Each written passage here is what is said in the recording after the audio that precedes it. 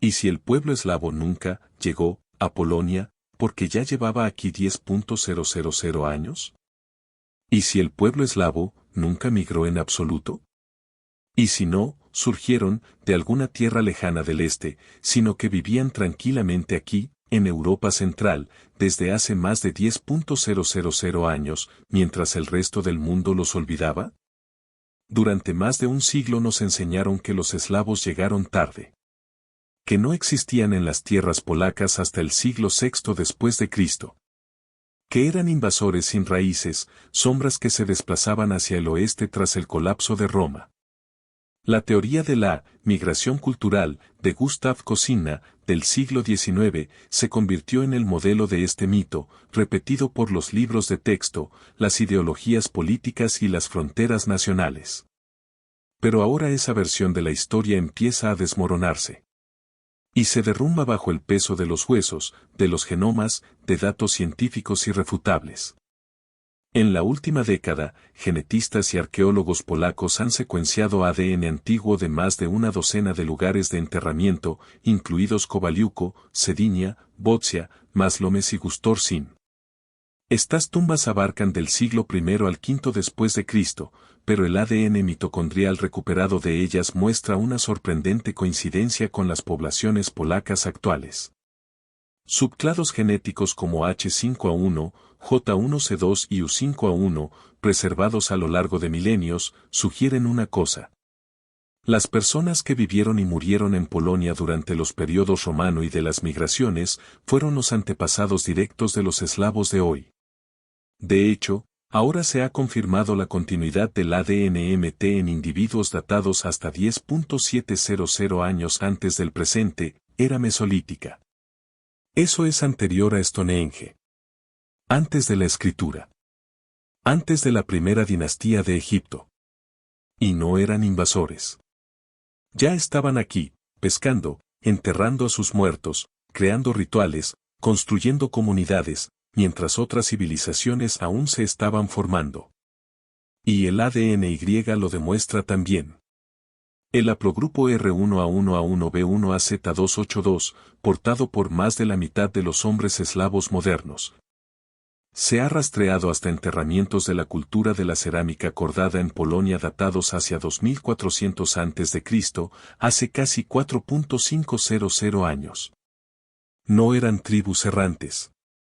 Eran agricultores, guerreros y artesanos establecidos, profundamente enraizados en el paisaje polaco mucho antes de que existiera la palabra eslavo. Aún más llamativa es la continuidad cultural. Compare los campos de urnas lusacianos de 1200 a.C. con los motivos funerarios eslavos modernos, las formas, los rituales de fuego, los patrones de cerámica. No es imitación. Es memoria. Memoria transmitida a través de generaciones no por palabras, sino por manos. No fueron intrusiones culturales, fue una evolución genética y cultural, sin interrupciones. Y sin embargo, permanecieron sin nombre. Olvidados por los cronistas romanos. Mal caracterizados por los escribas medievales. Borrados por el imperio. Si mis antepasados estaban aquí, se pregunta un descendiente, antes de que se construyeran las pirámides. ¿Quién enterró sus nombres? Porque ese es el verdadero enigma. Los eslavos no aparecieron en la historia, fueron sepultados por ella. Y ahora, con cada genoma antiguo desenterrado, su silencio se está reescribiendo, en un legado. Pero si la identidad eslava es anterior a la escritura eslava, ¿cómo se llamaba a estas personas, antes de tener un nombre? Mucho antes de los eslavos, había tribus sin nombre cuya sangre corre hoy por tus venas. Antes de que hubiera un nombre, había sombras. Terminamos con una pregunta. ¿Quiénes eran estas personas antes de ser eslavos? Para responder, debemos retroceder aún más, más allá de las fronteras, más allá de las tribus, más allá de la memoria. A una época en la que no existían naciones, solo comunidades dispersas que se labraban la vida en lo salvaje. Y en ese silencio comenzaron los primeros susurros de la historia eslava. No se les llamaba eslavos. No tenían bandera, ni alfabeto, ni reyes. Pero dejaron lo más antiguo que cualquiera puede dejar, sangre. En las llanuras de la actual Polonia se han desenterrado restos esqueléticos de enterramientos de la cultura de la cerámica cordada, fechados entre 2900 y 2300 a.C. Sus tumbas contienen no solo hachas de piedra y vasijas de cerámica, sino también ADN que coincide con los mismos cromosomas de las familias eslavas modernas. Los científicos encontraron el haplogrupo del cromosoma IR1A1A1B1AZ282, el mismo marcador que hoy portan más del 50% de los hombres eslavos. Eso no es casualidad, es legado. Y luego llegó la cultura Trziniec, entre 1600 y 1200 a.C., una población que enlazó las edades del bronce y del hierro. Sus herramientas, sus rituales, sus estructuras funerarias, todo mostraba transición, pero no ruptura. ¿Sus marcadores genéticos? Aún familiares. Aún nuestros. Su ADN mitocondrial, subclados como U5A1 y J1C, se transmitió por líneas maternas hasta las mujeres que viven hoy en Masovia y Lublin. Los hombres eslavos modernos llevan las mismas firmas de ADN Y que los guerreros de la Edad del Bronce. Eso no es poesía. Son datos revisados por pares. ¿Y lo más sobrecogedor? Estas culturas no dejaron registros escritos. Ningún nombre. Ningún manifiesto. Solo huesos bajo el suelo, cicatrices de fuego en sus cerámicas y huellas genéticas tan precisas que pueden emparejarse, individuo por individuo, a lo largo de 4000 años. Imagínese esto, una tumba antigua se abre a la luz de la luna. Junto a los huesos, una daga de sílex. Al lado, una pulsera de cobre retorcida. Y en algún lugar, en un apartamento de la ciudad a kilómetros de distancia, un niño recibe los resultados de su ADN. Está sosteniendo un informe de laboratorio. Pero lo que realmente sostiene, es un hilo. Un hilo que se extiende a través de guerras, lenguas, hambrunas y imperios, y que conduce de vuelta a esa pulsera. No se trataba de una tribu que desapareció. Era un pueblo que fue renombrado, y cuyo verdadero nombre se perdió con el tiempo. Pero los nombres pueden borrarse. La sangre, no.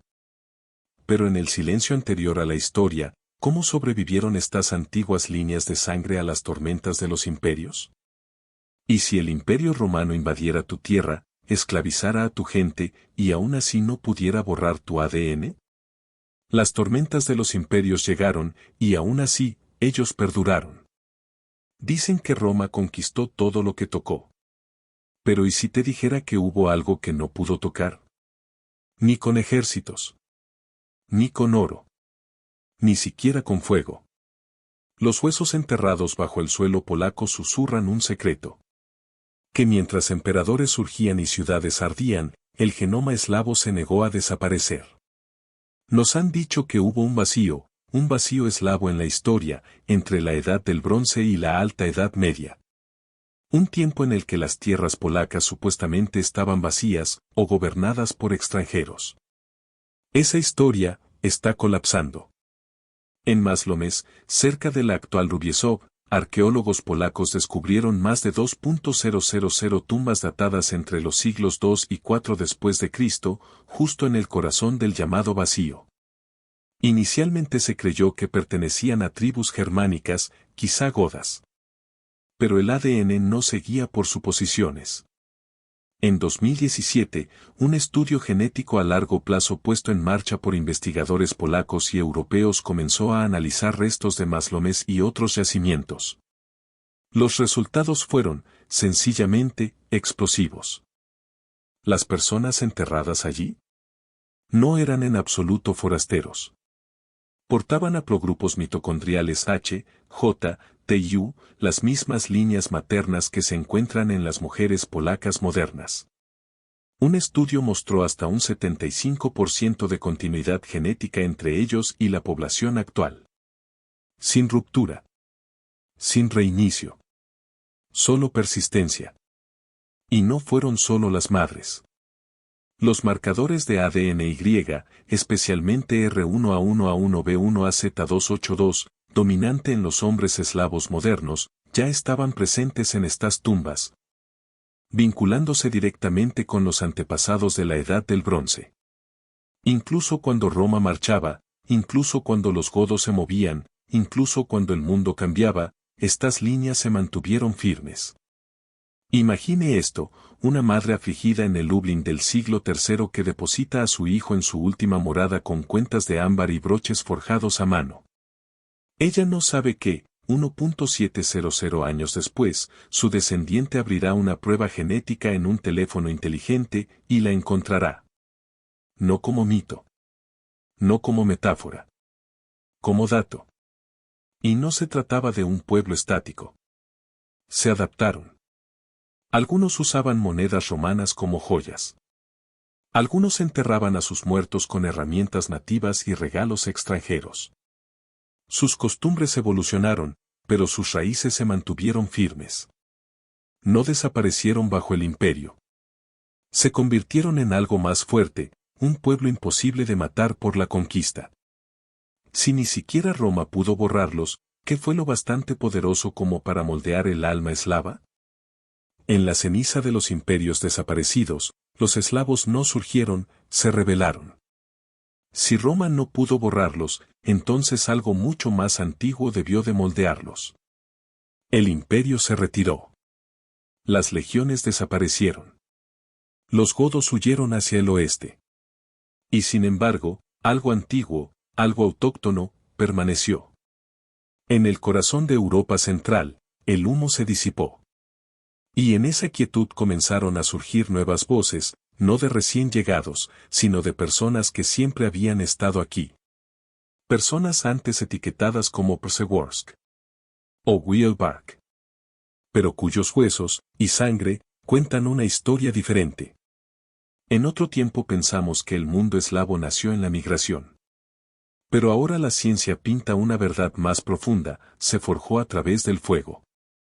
Y el fuego deja algo más que cenizas.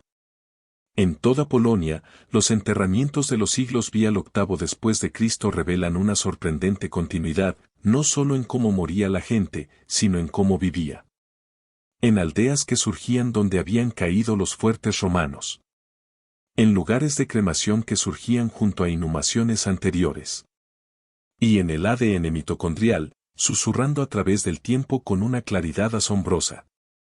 Un estudio pionero dirigido por Piontek et al., que analizó tumbas del periodo de la Antigüedad tardía, demostró que el ADN materno de los enterramientos polacos del siglo V coincidía con el de las mujeres polacas modernas con una precisión asombrosa.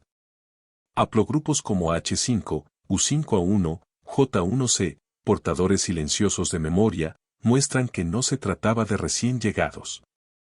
Eran descendientes. Evolucionaban. Se adaptaban. Pero nunca fueron reemplazados. Imagínalo, una tumba, transformándose lentamente a lo largo de los siglos. Un cuerpo enterrado bajo piedra en la Edad del Hierro. Una urna de cremación en el mismo suelo 100 años más tarde. Un ataúd de madera cristiano encima, siglos después. Cada capa, una nueva cultura. Pero el ADN de abajo, intacto.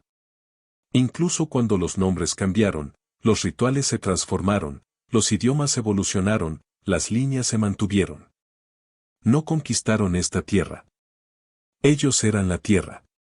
Y ese es el giro que la historia pasó por alto. Lo que el imperio llamó desaparición fue realmente transformación. El alma eslava no nació en la conquista, se moldeó en el silencio. En campos y bosques. En hogares sin mapas. En canciones sin alfabetos. En espacios donde la identidad no grita, perdura. Egyptisation, cromosoma Y, no es aleatorio. No necesitaban espadas, porque lo que llevaban ya estaba escrito en su sangre. A medida que la lengua eslava se extendía como un incendio forestal, algo más se extendía con ella, silenciosa, invisible, pero inconfundiblemente. Una firma genética. Un sello transmitido de padre a hijo durante miles de años. El haplogrupo del ADN YR1A1A1B1AZ282. No es solo común, domina. En Polonia, en Ucrania, en Bielorrusia, en el oeste de Rusia, aparece en más de la mitad de los hombres. Y esto no es el resultado de mezclas modernas. Este marcador ha estado aquí durante 4.500 años. En los cementerios de la Edad del Bronce de toda Cuyavia y la cuenca del Vístula, tumbas fechadas entre 2500 y 1200 a.C., los esqueletos masculinos muestran la misma línea. Primero entre la cultura de la cerámica cordada y luego entre la cultura Tzimiec. Herramientas diferentes. Rituales diferentes. Mismo hilo ancestral. Y ahora, en laboratorios de toda Europa, este hilo está siendo seguido. Imagina esto.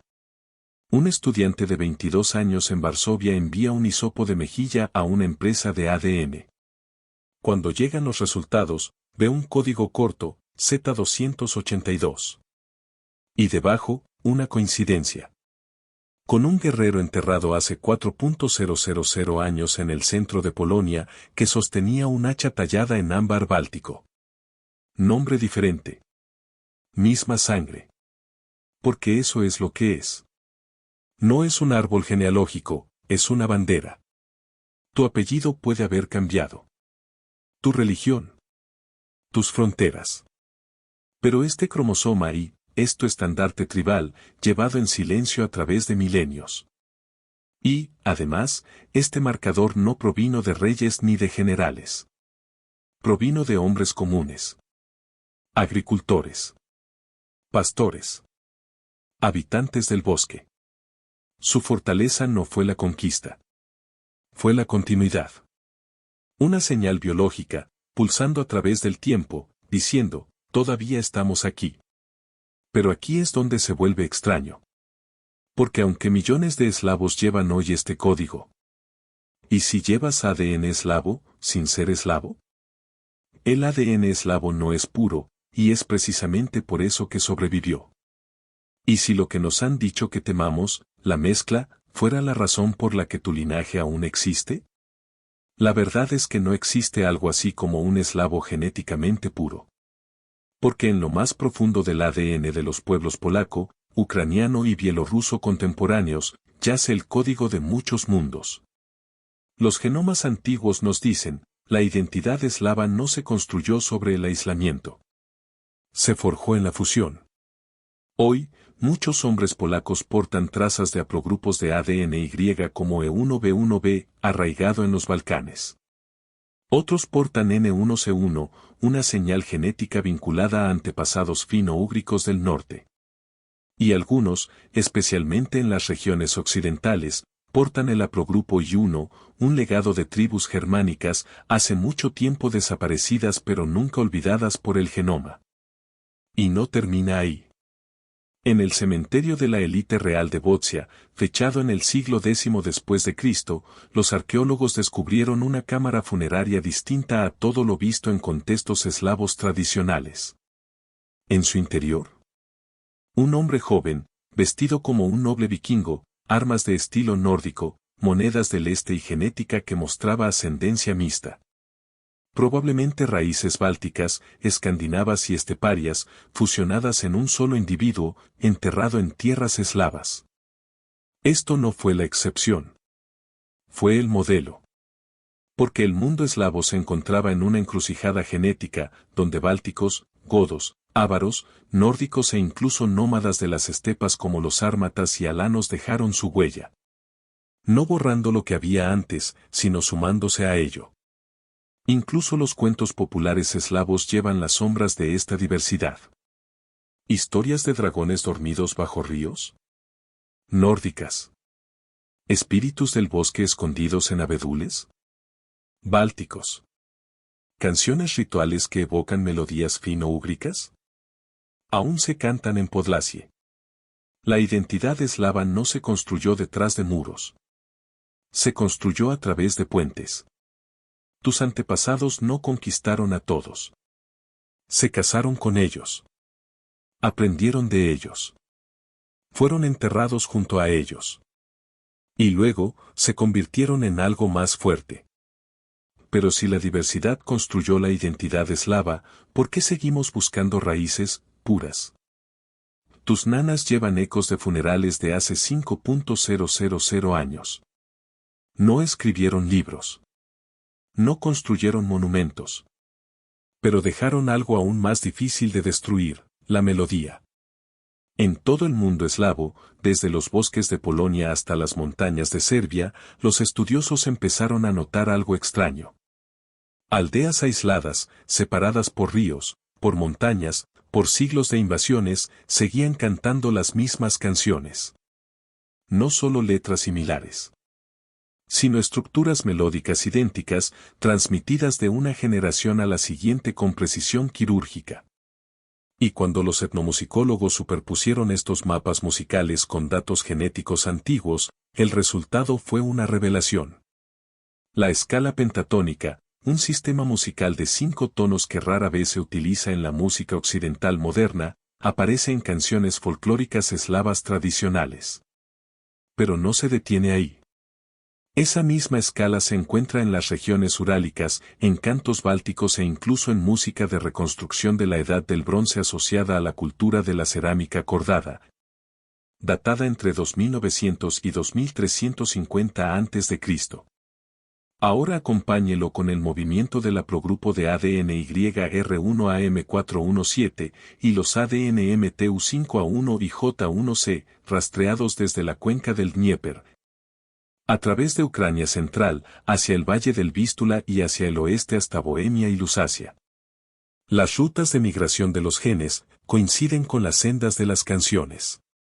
En 2021, un proyecto etnográfico comparativo dirigido por la doctora Barbara Fatiga, de la Universidad de Varsovia, registró más de 8.000 variantes de nanas eslavas y canciones fúnebres. Muchas llevaban estructuras melódicas no indoeuropeas que evocan antiguas tradiciones preeslavas. Algunas utilizaban motivos melódicos también presentes en las culturas Mari, Komi y Sami, pueblos genéticamente ligados a una temprana ascendencia fino-úgrica ahora incrustada en partes del ADN eslavo. Las canciones no son aleatorias. Son mnemónicas, portadoras de memoria genética. Cada nota, cada ritmo, cada grito a través de un campo es algo más que música. Es identidad codificada en sonido. Un susurro biológico envuelto en melodía. ¿La nana de una abuela? No es solo consuelo. Es una señal de hace 5.000 años, resonando a través del tiempo. Un fósil viviente. Seguimos los huesos. Seguimos la sangre. Pero las canciones nos siguieron a nosotros. Pero si la voz del pasado sigue cantando, ¿qué más no hemos llegado a oír? Cada prueba de ADN de hoy escribe un nuevo verso en una historia de 10.000 años. La melodía del pasado aún perdura, pero ahora la estamos leyendo en código. Cada hisopo de mejilla, cada kit de ascendencia, cada momento tranquilo de curiosidad, es parte de una revolución. Un levantamiento silencioso en dormitorios y salones, no en palacios o laboratorios. Un puente digital construido entre los vivos y los muy olvidados. En Varsovia, un hombre recibe sus resultados de 23 andme. No esperaba nada dramático. Tal vez unos pocos marcadores de las regiones habituales. Pero lo que obtiene, lo deja atónito. 14% báltico. 7% ávaro. Su abuelo nunca habló de ello. Su familia había vivido en el mismo pueblo durante un siglo. Y sin embargo, su ADN lo relacionó con guerreros que cabalgaban con los hunos, y comerciantes que recorrían las costas del mar Báltico. Y no está solo. Por toda Eslovaquia, el este de Polonia, el sur de Ucrania, miles de personas están empezando a descubrir ascendencias borradas por el tiempo, raíces lituanas ocultas bajo apellidos polacos. Linajes esteparios sepultados bajo plegarias eslavas, conexiones germánicas perdidas durante el silencio de posguerra. Esto no es ciencia abstracta. Es un renacimiento cultural. Algunos reviven antiguas fiestas que nunca supieron que les pertenecían. Otros empiezan a hablar dialectos olvidados, a vestir trajes tradicionales, a encender fuegos como lo hacían sus antepasados, no porque se lo enseñaran, sino porque el genoma se lo recordó. Y la ciencia sigue afinándose. Con las nuevas técnicas de secuenciación, los investigadores pueden ahora rastrear microclados, ramitas de ADN tan específicas que pueden revelar si tus raíces están en la pequeña Polonia, Podlasia o Silesia. Si la línea de tu abuela se formó en las costas bálticas o en los bosques de los Cárpatos. Esto es más que ascendencia. Es resurrección. Porque el genoma no es solo datos. Es una historia. Es una memoria sin la distorsión del tiempo. Un árbol genealógico que no miente, incluso cuando tus libros de historia sí lo hicieron. Y sin embargo, aún queda una rama. Una línea de sangre. Una antigua firma, que se niega a ser nombrada. Y una antigua línea aún desafía toda explicación. Una línea genética en tierras eslavas no coincide con ningún grupo conocido, todavía. Viven en valles bajo las nubes, en lugares que el tiempo olvidó, y quizá la ciencia también. En las altas montañas Beskides del sur de Polonia, los investigadores han desenterrado algo radicalmente inesperado, linajes de ADN Y o mitocondrial que no encajan en ningún mapa de migraciones antiguas. Son reales, son raros, y no existen en ningún otro lugar. Imagine a una abuela cuidando su jardín en una casita enmarcada por pinos a más de 800 metros. Nunca ha viajado más allá de su valle. Pero su ADN lleva un haplogrupo que nadie ha categorizado, algo que no se encuentra en la cerámica cordada, no rastreado hasta los godos, no vinculado a marcadores mesolíticos o neolíticos conocidos. ¿Podría tratarse de un aislado neolítico? O incluso de un eco de una tribu mesolítica oculta, un grupo que se retiró a las montañas cuando los glaciares se fundieron, viviendo en silencio, transmitiendo su identidad de madre a hijo. ¿Lejos de los ojos de la historia? No lo sabemos. Pero las pistas están ahí. En 2020, un análisis a gran escala del cromosoma Y de más de 1.000 polacos reveló que, mientras R1 domina, 57%, los linajes raros, como E, G, J y N, rondan apenas el 3 a 4%. Y, sin embargo, aquí, en estas colinas protegidas, a veces surgen agrupaciones aún más raras, haplogrupos susurrados en conferencias de genética, nunca publicados, nunca explicados. Ningún acontecimiento migratorio los explica. Ninguna teoría los predice. Y con ellos, llega una huella cultural inusual. En esa misma aldea hablan un dialecto que no figura en ningún atlas, lleno de palabras arcaicas. Preparan infusiones con hierbas desconocidas fuera de ese valle. Sus canciones folclóricas no se parecen a ninguna melodía eslava, no son bálticas, ni nórdicas, ni fino-úgricas. Son otra cosa. Sus costumbres son anteriores a los registros parroquiales. Su memoria es anterior a los registros extranjeros. Esto no es ficción. No es un mito. Es una verdad genética, tejida en vidas tan ocultas que nadie se ha detenido a escuchar. En cada aldea eslava puede que aún viva un hilo genético, esperando ser nombrado. El pasado no está detrás de nosotros, está bajo nosotros, esperando ser desenterrado.